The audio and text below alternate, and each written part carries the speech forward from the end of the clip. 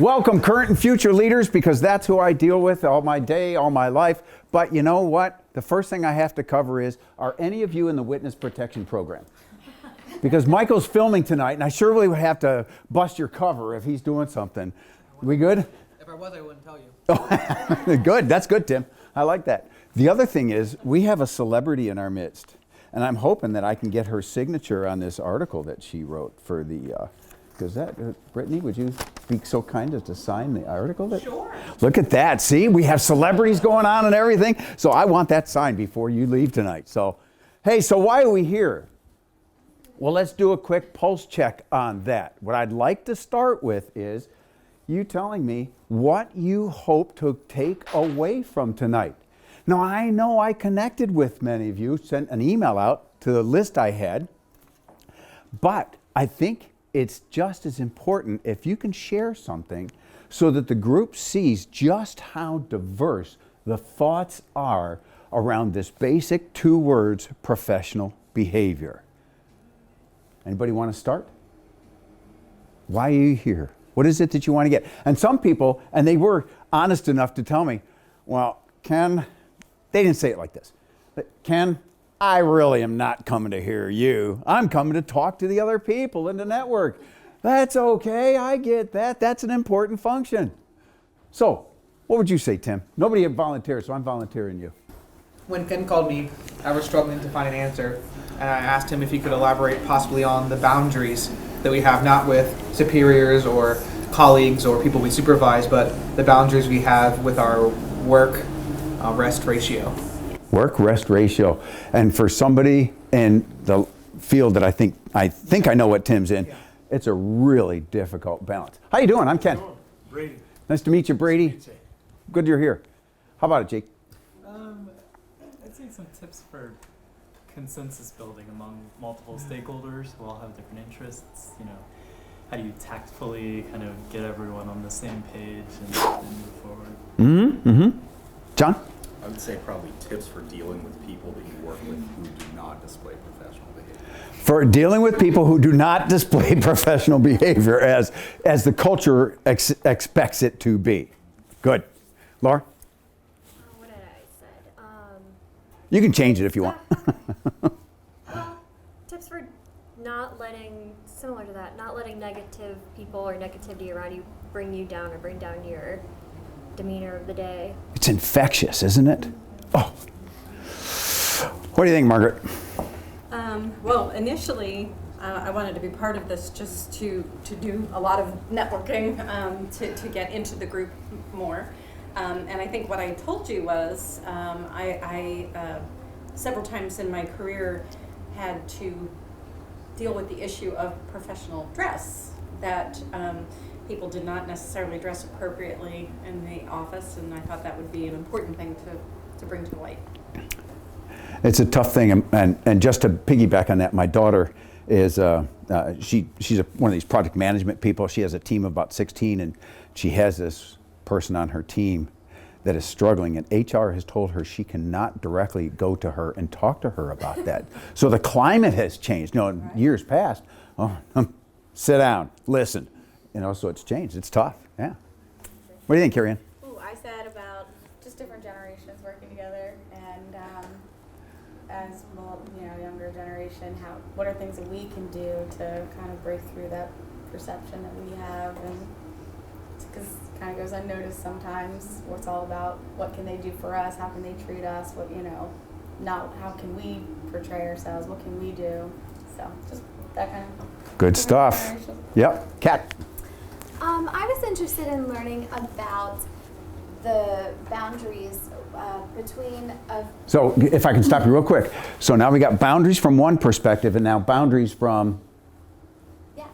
So from the perspective of as a person who attends networking functions and sees some of the same people, there are relationships built there. Mm-hmm. Dare I say, friendships. And so what's the boundary between a professional relationship and a friendship? And is there a way that you should be differentiating in your conversation, or, yeah? Mm-hmm.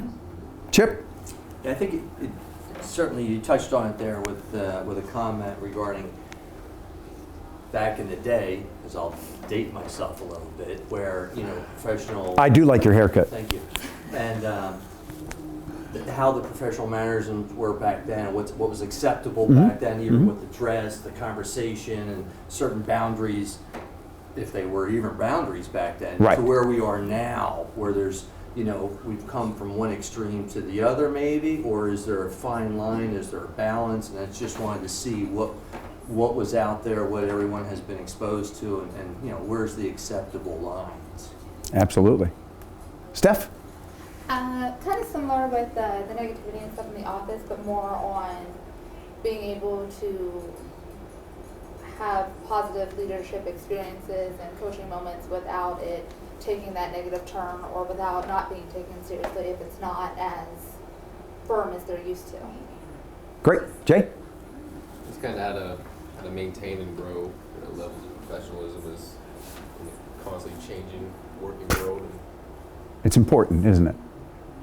What do you think, Brady? I know I kind of hit you at the. Just got in. No, that's fine. We talked on the phone yesterday, actually, Right. a little bit about it. But the CBICC always has pretty potent events, and I just wanted to come and meet and hear what people thought about the topic. It was interesting, and I don't have anything very specific. I mean, initially, what I liked about what the topic was just kind of piercing that sales mentality and kind of getting Sure. into the relationship aspect of it and seeing where you can help out. And there's a lot of perception that you're coming to sell something and that kind of stuff. And I know it's more of an external interest as opposed to a lot of these are internal interests, but I think it kind of goes both ways. So. Good. Thanks. Brittany? I feel like a lot of what I was thinking was covered, but I'm on the lines of Kat with, the networking events and things like that. What are those boundaries of the relationships and, working in a business manner? And, and there's so many different facets of this and how we put them together that even, do you eat in an event? I know people are afraid of. What if I get a grape skin stuck in my tooth, and all that kind of stuff? Or the joy of the grape and how much, and got to be careful, all these different things, right? Absolutely. Heidi? I would say how to communicate effectively to someone who gets insulted easily, who's super sensitive. Good. I've met one or two people like that. Yes, Liz, I have. And I would just echo you. I don't know. I just came in general to see what I could pick up. Well, thank you. Liz and I are good friends, just so you know. So, fantastic. Now, with all that great mix of topics, most of you are going to be greatly disappointed. There's no way we can cover each and every one of those topics in the 1 hour session that we have tonight. However, because it is of importance to you, the last thing I want you to do is go away feeling hungry. I want you to feel feasted that you got here and you got something out of this. So if we don't get to cover one of those topics or more, be one or more, that's okay. Let's deal with them all offline. Is that okay with all of you? Because I have most of your contact information, and by the design of the process, that just the emails that Irene sent out, you have my contact information, and I do have cards over there. If you want to pick up a card, you need a card, that's fine. And if I could mention too, as I told some people who were here a little earlier, my recently released book is over there as well. So if you, and there's a fishbowl next to it. If you drop your business card in the fishbowl, we will draw one at the end of the night. And the winner of that, whoever gets drawn, will get the book. And as I told people earlier, for the same price of admission, to this event, I will even autograph it for you. Okay? So I got to make a buck on the side. Irene told me I could probably make everything with it, So, how to get the most out of tonight?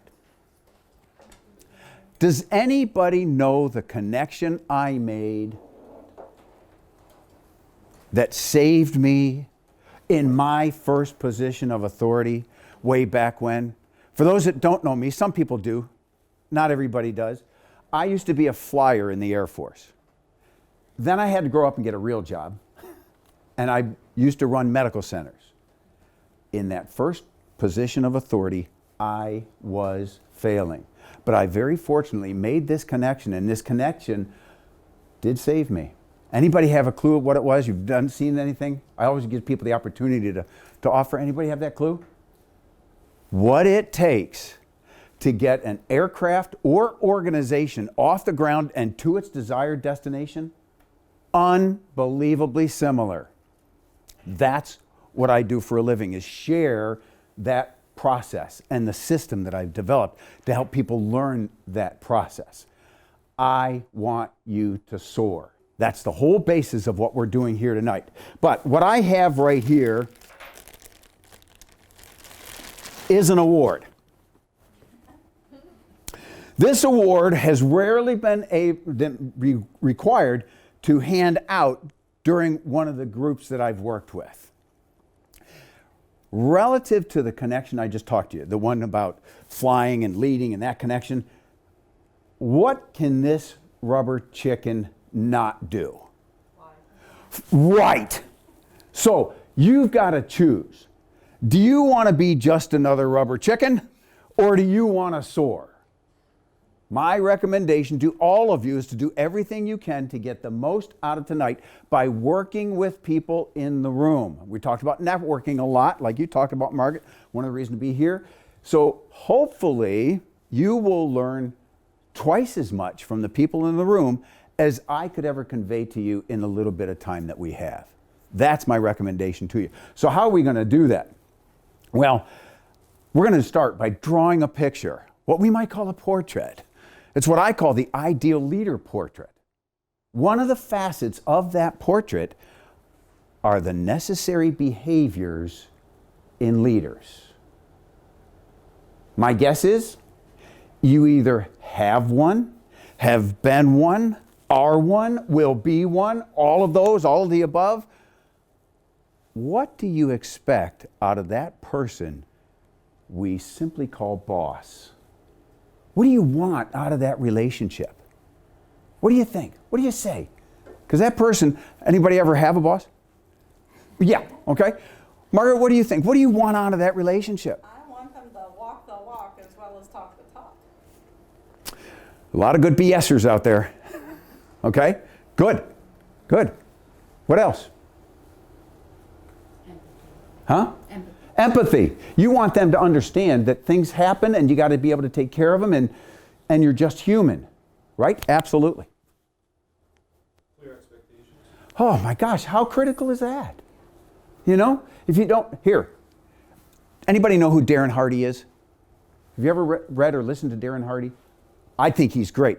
Darren does a thing, he's way up here. He used to be the publisher of Success Magazine. He is a phenomenal guy. Energetic, oh my God, he's great. But one of the things he was talking about today, he's done this about 5-minute video that he sends out every morning called Darren Daily. And I did say his name was Darren Hardy, right? I always confuse it, call him Darren Daily, but no. Darren Hardy does this thing called Darren Daily. And today he was talking about delegation. And in the delegation, he was saying that so many people don't delegate, they abdicate. And they say, Brady, go get this done. No expectations. How well do you think Brady's going to do without the expectations? Probably not very well.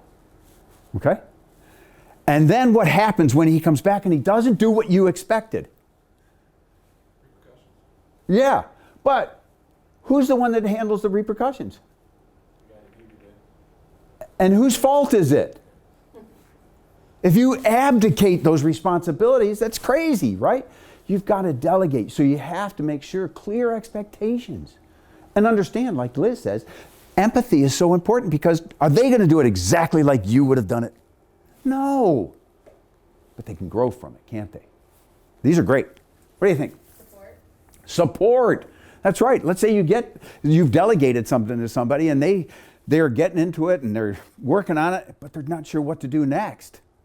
So they got to walk the talk, right? They got to be able to help you get where they want you to go, or they told you you had to go. Good. Good, good, good. Yeah. Consistency. Have you ever had a moody boss? No, I didn't think so. I mean, I'm sure nobody else has ever had one. But yeah, we have these bosses sometimes that one day, hey, everything's great. The next day, you suck. You know, how am I supposed to live with that? How am I supposed to get anything done? Right? Good stuff. What else? Trust. How important is trust? Very important. Yeah, it's kind of, you know, how do we form? You talked about, Kat, you talked about the relationships, you know, the professional and how they cross that line and stuff and where we're going. And one of these things, how do we really form relationships without trust? I mean, just think of it. I mean, somebody in this room is going to be getting married on, I think, June 15 of 2019. I wonder who that might be. I think Brady's renewing his vows. Oh, I just met Brady, so I don't know how I would have known that. So thank you very much. But how would, let's just say a couple named Drew and Irene, how would they really have a great life together if they didn't develop that trust between each other? It's not going to happen, is it? Key, critical components. Anything else? Vision. Huh? Vision. Oh my gosh. It's part of the name of my company, Key Visions. There's a specific reason why we talk about that. Where are we going? What are we doing? And how do we measure success when we get there? All those kind of things. Absolutely critical. Anybody else have anything they want to offer? Because these are all very good. And we could probably talk about these all night long. So what do I want to do next? Well, as we look at it, I want to get to the point where we now start working with you directly. So rather than me pontificating for the hour, the best thing to do next is to get together. I'd like, you know, maybe we've got, oh, I didn't even count them all up. So maybe, well, Liz, you can't stick around, can you? So I want to make sure that we keep them together. How about if you form a group and maybe and you can pick any partner you want. And I would hope you wouldn't just sit in your chairs because it's going to get a little bit noisy. You might have to get a little closer to each other. Oh, there's those boundaries again. Got to watch that. Okay? But if we would start forming groups of maybe 3-4 people together, if you would get there, then I'll tell you what your task is. When you get it, you meet, does anybody in here not know other people in the room? Because that would be the first place to start when you get into your group, okay? So why don't we do that first, and then I'll tell you what your assignment is.